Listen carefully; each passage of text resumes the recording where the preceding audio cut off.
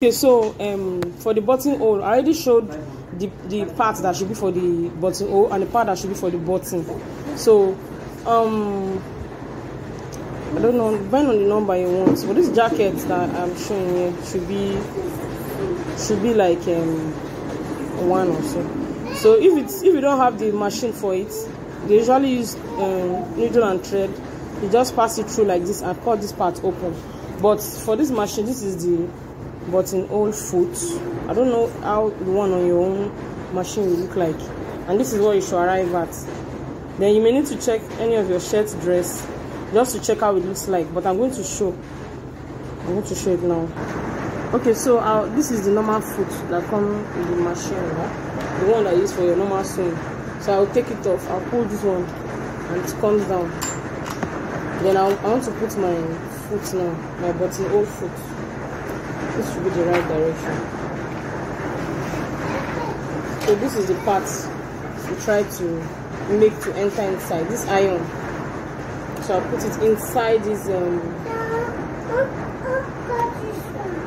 okay, so it has stayed. Okay, so for the stitch regulator, this is the normal one for a normal stitch. So I'm using this stitch regulator. This is the stitches. It's going to be showing as I'm changing it. So the one for the buttonhole, this one is for zigzag stitch. The one for the buttonhole is this. So I think the number is there.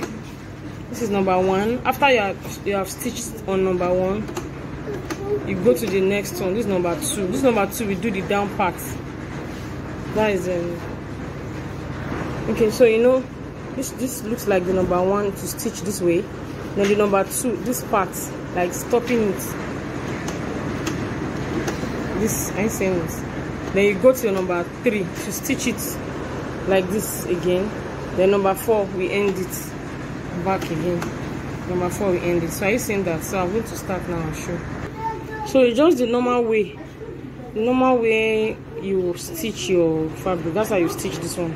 Nothing special. Just that you have to mark where you are supposed to put your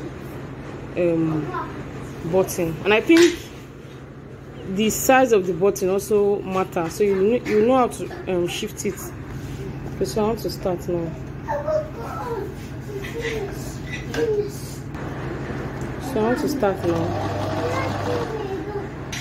Okay, so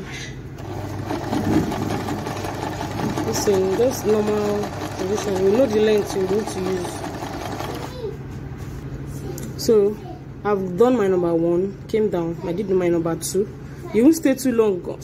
Once it's done stitching what you need, just about less than 0.5 inch, you go back to the 3rd one again. This number 3 going up. Then number 4 is stopping it like this. So this is number 3. I'll just go on. Okay, so this one is really long. You can even use your seam ripper. Let me try the seam ripper. Okay, so I'll just use the seam ripper. You just pierce it through. The seam ripper has a kind of blade in between. Don't let it pass this stopped place. Just make sure. Let's see that.